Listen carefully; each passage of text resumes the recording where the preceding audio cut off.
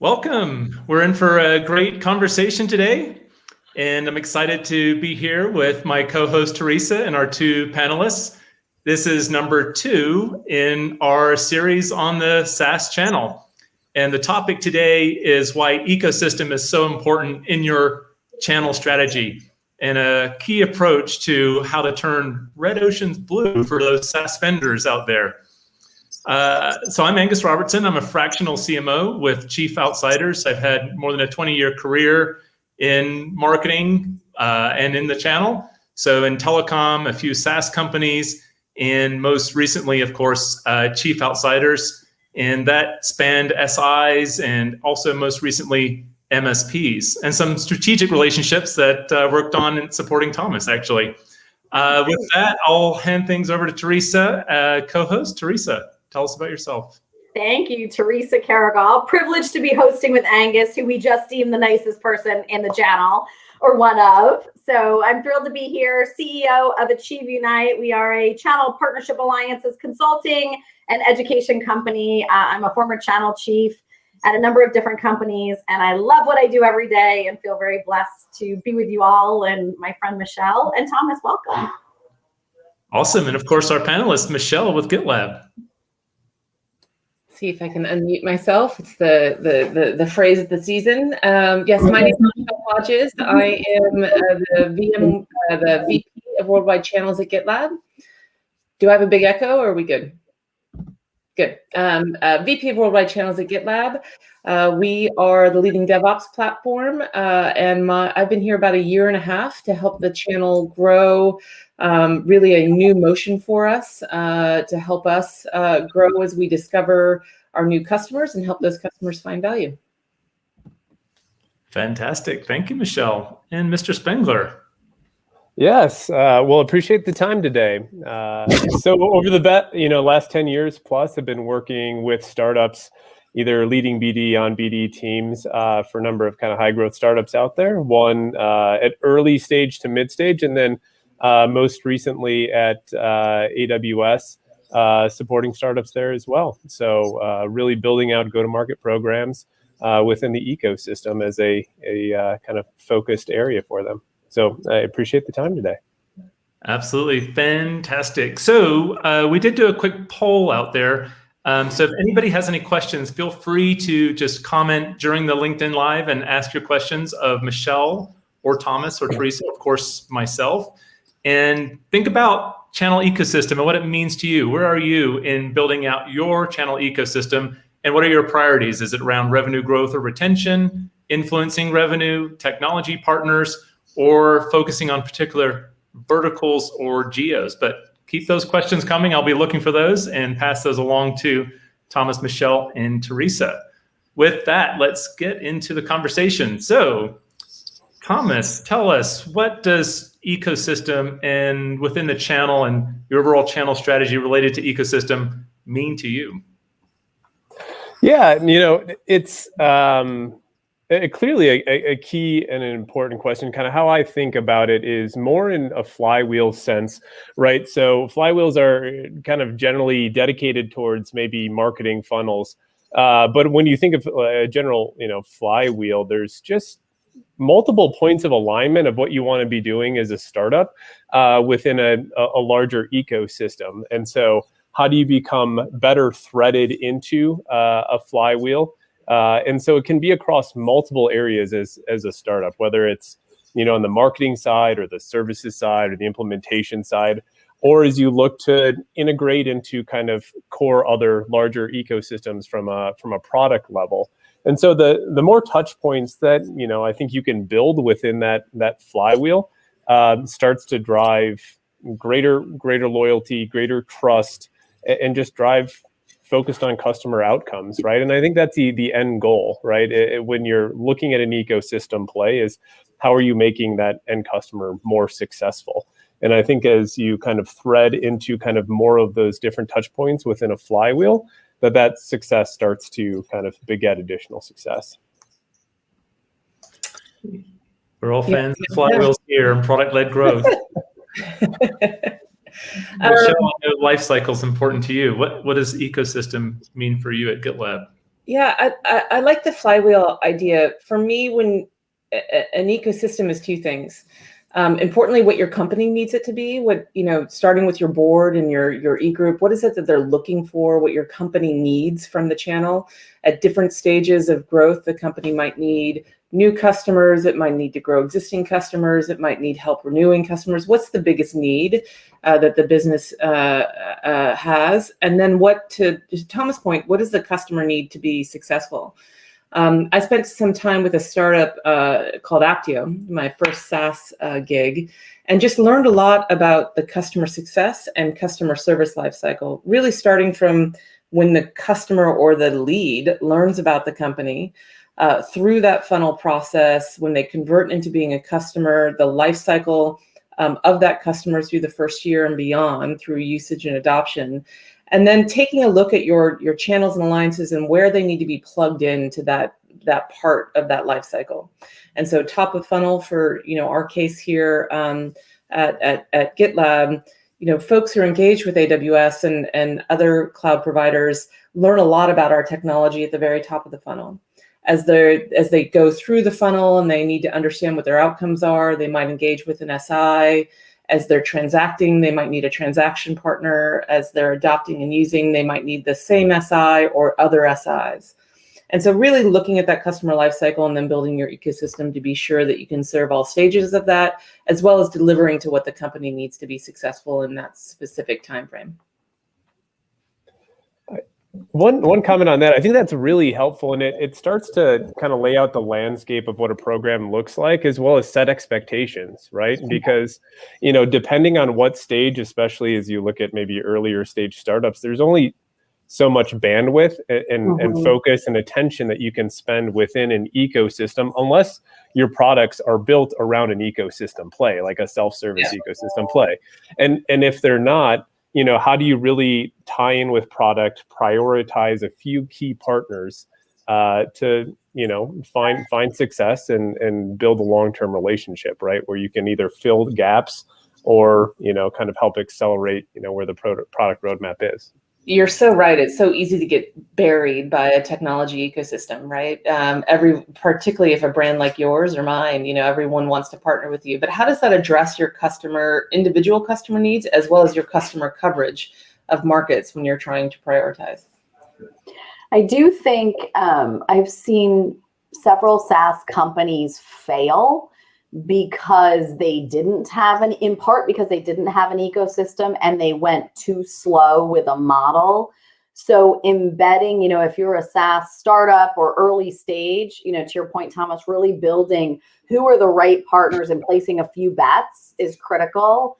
I've also seen mid-stage, and Angus will relate to this, mid-stage companies where they need more than just a channel. They need a more robust ecosystem. And so what's the difference between just a straight channel and a real robust partner ecosystem? And, I've seen companies not do well because they can't quite figure that out, or it's a foreign motion for the executive team or something. And then in the more advanced companies, think about Michelle, like GitLab, obviously AWS, it's a pretty comprehensive, different types of partners. I love the flywheel concept. I also like the symphony, the orchestra, where there is many different instruments and they're all doing their part and the sum is greater than the whole. No, the whole is greater than the sum of the parts. So, in those very complex ones, it's like an orchestra when it's humming well. And both of you are good examples of that. Yeah, absolutely. Okay, so we've learned a little bit about what an ecosystem is and why Thomas thinks it's dated and why Michelle talks about life cycles. So good stuff. Now, when we think about the type of approach as you engage with your ecosystem, Michelle, you're a fan of quantity or thinking about quantity, whereas Thomas thinks more about quality. So what are you thinking about why is quantity important to you? Quality is important to me, as well as quality, quantity and quality are equally important.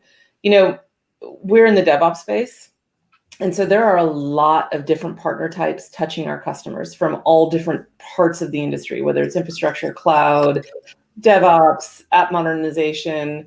And so helping a large quantity of partners understand what we do And in many cases, compensating for the value they add in the decision-making process or the life cycle of the customer is important for us. And so we have to address quantity and serve that group well. The key areas of that life cycle that we have to drive, whether it's acquiring new customers or driving growth, is where we invest deeply in quality and strategic, loyal relationships with a smaller number of partners.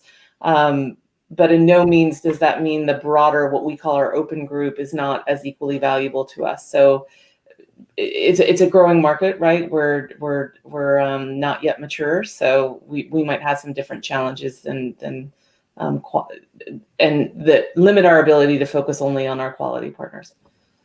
Sure, but from an awareness standpoint, everybody knowing about GitLab and getting exposure to that and start to experience the capabilities certainly can lead to quantity or quality down the road, right? Absolutely, yeah. Yeah. And Thomas, what do you think about Yeah, through maybe the startup earlier stage lens, right? It's making a few early bets around where you've been successful, and then kind of replicating that with a few partners that can, potentially open up new segments for you. But understanding too that, right, at the end of the day, it's a partner may struggle to sell your same value prop alongside of theirs. And every time that you're engaged with an end customer through it, it's really, are you building trust through it or not? And so focusing on a few kind of quality relationships where you're able to differentiate as a startup your product, your go-to-market, saying we are the de facto group in this space. It is kind of his initial kind of focus point to start. I think then after that, from building repeatable large scale programs to fill maybe product opportunities is another segment. But just kind of focusing through that startup lens of early days and getting initial traction in an ecosystem. I think that's a really interesting point with SaaS startups, because too often you're in your bubble and you're like, we've created the most amazing thing, and why don't the partners and their clients get it immediately, right? And yeah. I mean, there's so much. We've been through it where the value prop is complicated for the direct customers, and then you're laying in partners, and you're just creating confusion and slowing down the overall process and life cycle.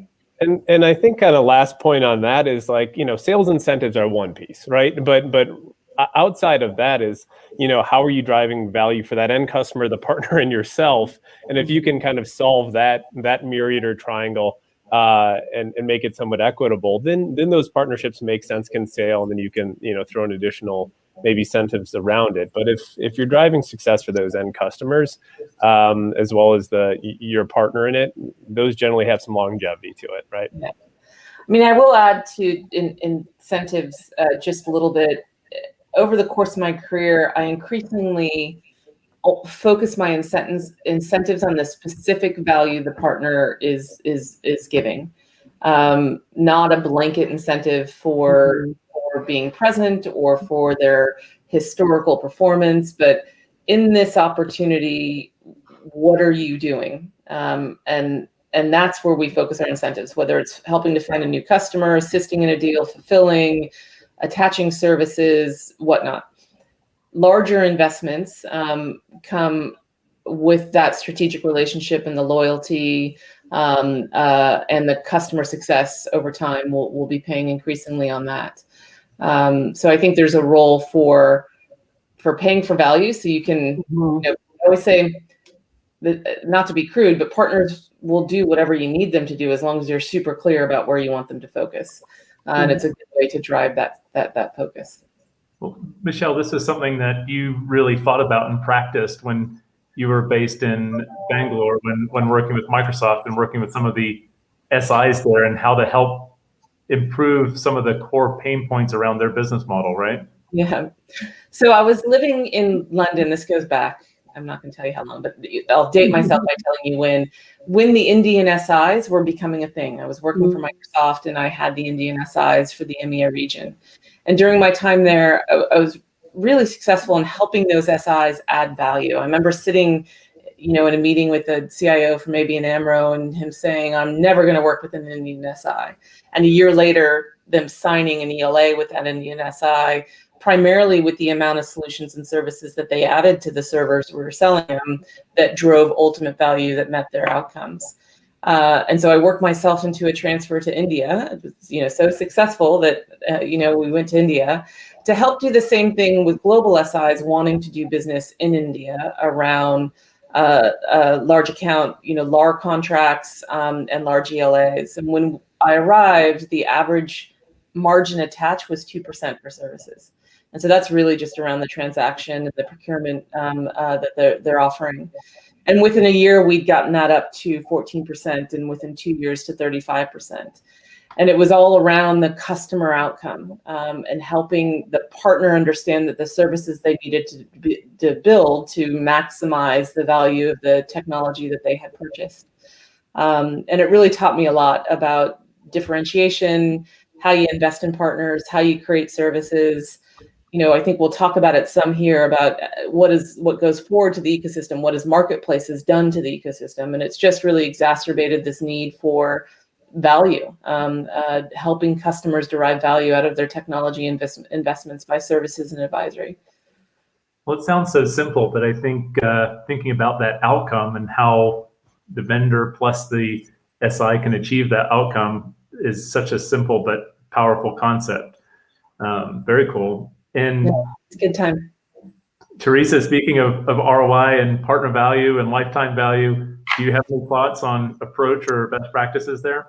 Yeah, a couple of thoughts. One is we've worked with vendors and SaaS companies who will just replace customer with partner in their communications, and we think we got it, right? And there's a whole different business proposition we call customer value proposition. Why does the partner want to do business? And Michelle's thought process of really looking at the customer life cycle and everything the partner can do in between.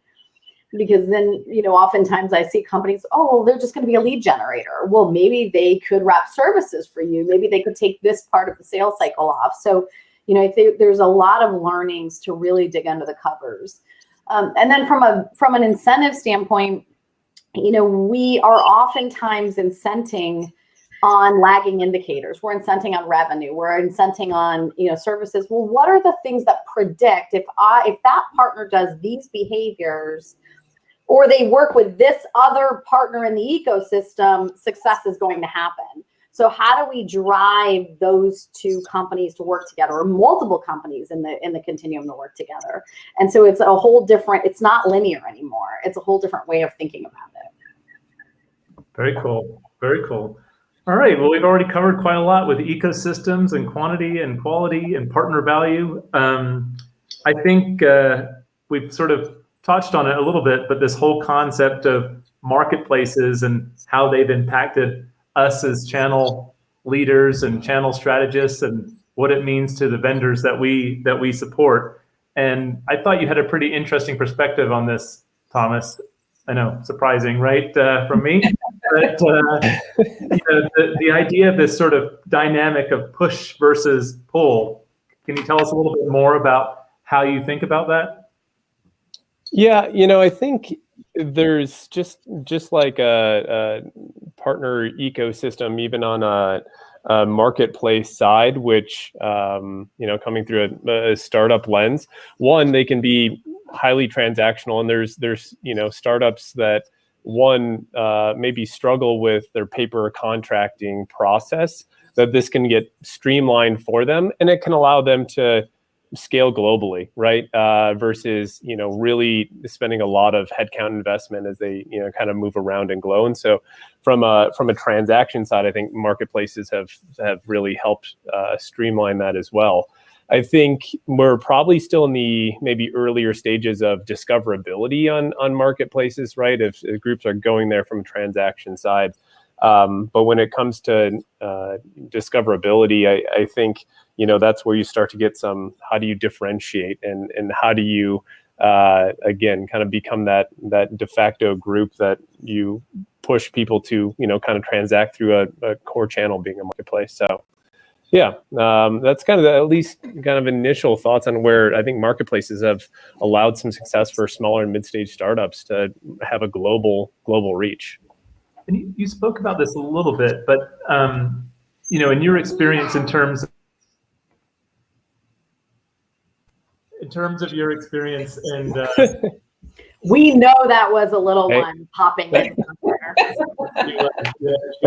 check in on me. Yeah. But when you're looking at a bunch of startups or you're one startup among many SaaS companies that's trying to engage in a marketplace that you think could be your golden ticket or really make a difference for your overall success or growth, how do you stand out from the crowd? Do you have any examples there? I mean, there could be tens or 30 or more startups involved in any particular marketplace in the same category, but how do you stand out? I don't think there's again, like a silver bullet ever. Like, this is just another approach among many within kind of portfolio of how you want to transact and how you want to go to market. I think too, it's being very select and focused within, crowded spaces that are out there. And how do you, best align to solve a specific use case and a specific play and work with those specific segments and sales teams that are out there within your, kind of channel or partner ecosystem, and have a preferred transaction method within that segment of saying, hey, these deals within this space is how we're going to operate. And it could be through through the marketplace. So I think, again, it's being very focused and having a plan and kind of getting back to where Michelle kind of laid out. If you have specific partners for specific tasks and jobs kind of to be done. And so that's where they fall into, and that's where they align, and being very, prescriptive about it. I think that helps cut down some of the noise, right? And it helps, set expectations. So those are generally all good things in larger partner ecosystems. Cool. Got it. And Michelle, when you think about marketplaces, what jumps to the top of mind here? I loved how you described some of the initial reactions for leaders in this space. Some of the initial reactions, particularly over the last year, in my peer group has been stress and some degree of panic, and we got to talk about it, and which one should I choose, and how does it work, and where's the leverage, and it reminded me of 10 years ago when I was at VMware. With the advent of cloud, as channel professionals, we were freaking out. We just were convinced that we wouldn't have a job because everyone was going to be purchasing directly through vendors. And the channel is amazingly resilient and thrives on value, right? And so they found the spaces where they deliver value, and in the end, marketplaces are very similar. And so very similar to Thomas's piece, and it's just like old school channel selection, without kind of freaking out about the segmentation piece, is think about proximity to your customer and to your partner, and adjacency to your partner. And so there's going to be some larger ones where just by de facto, that's their cloud, that's where you're going to end up. And the cloud vendors have done great jobs at creating that segmentation and adjacency piece for you from that perspective.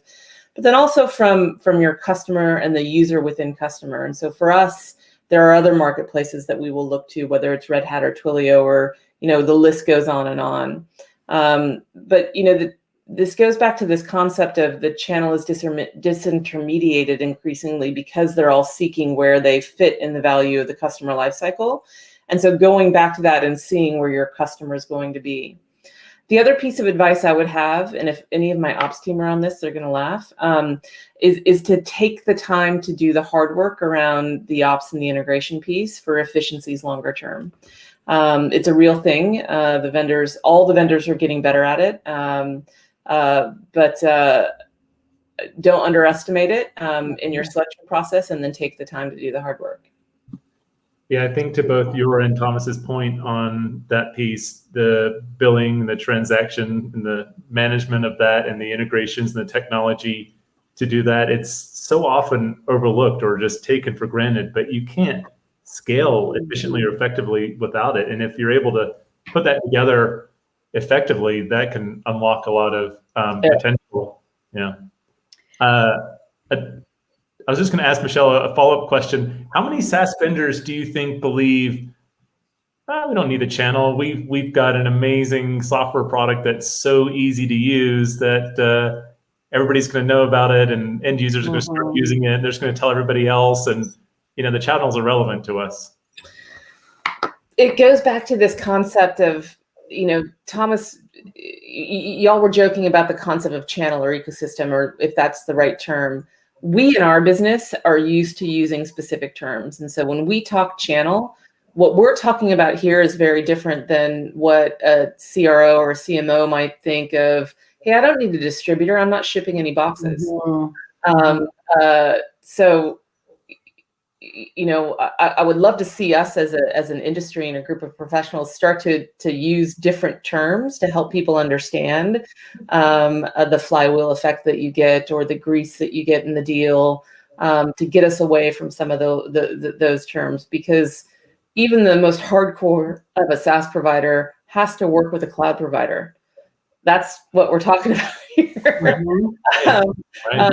Most hardcore of a SaaS provider will have negotiated an ELA with one of the cloud providers. So there you are. You're already thinking about it. I think we all have some education work to do to help those folks understand. Maybe that's your next LinkedIn Live, is speaking to that. That's the topic right there, and you're absolutely right. I mean, within CompTIA, we're working on, there's at least 11 different channel types that you can consider depending on your perspective, and some will be completely irrelevant and others very relevant. But Teresa, sorry.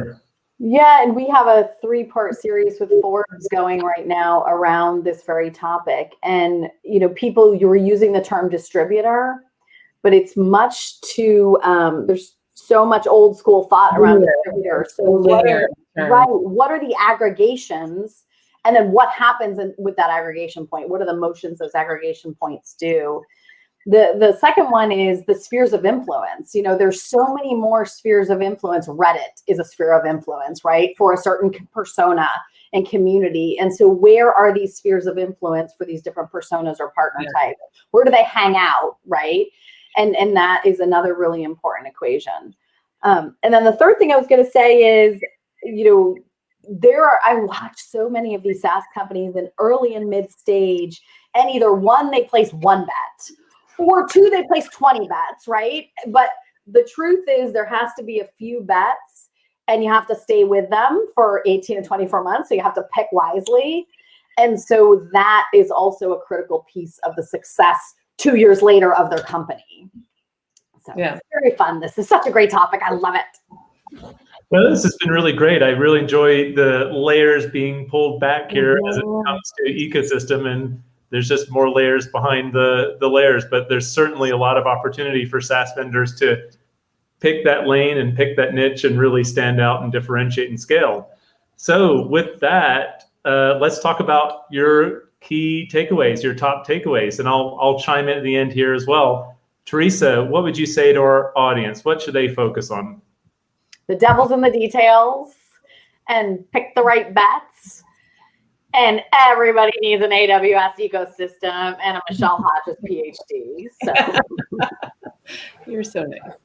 It's hard to argue with that, for sure. Thomas, from your perspective, what would you advise our audience? Yeah, I think it's just really on your messaging and differentiation and where you specifically want to play at this stage of your company's growth cycle, right? And honing in on that and just going really deep. And you'll find the right partners that can be supportive and accretive at that stage. And so, bringing focus to the conversation. Great. Michelle? Yeah, very similar to the others. This concept of disintermediation to be able to serve the customer, the company's value, and not being bound by partner segments or partner types anymore, to me has been really exciting. As I look forward, the ability for the channel to do what it used to do way back when we used to ship boxes in terms of, hyper geo focus, hyper verticals, being able to get super close to the customer and their specific need. And we can only do that with the power of marketplaces and the broader ecosystem, I think, to help these partners create complete solutions for those very specific customers. Great. Fantastic. Well, I'll just add from my perspective, don't think of partner and partner ecosystems just as a sales channel, but also as an opportunity to do joint marketing. I love partnering with other technology or strategic partners to get the message out there and really talk about how technology can complement one another, or how that technology can really be adapted to a particular uber geo or hyper vertical around a particular use case. So love the joint marketing from an ecosystem standpoint. Well, it's been a lot of fun, Teresa, as always, talking with our panelists, Thomas and Michelle. Thank you both for joining and sharing your insights on why ecosystem is a critical strategy for finding that blue ocean. And I look forward to our next session. Teresa, what are we talking about next? You might have to remind me of what we're talking about.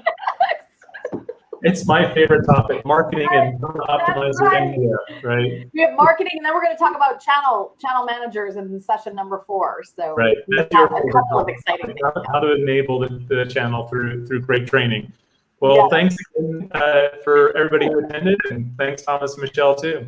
Great. Thank you. Absolutely. Thank you. Take care. Take care. Bye-bye. Bye-bye.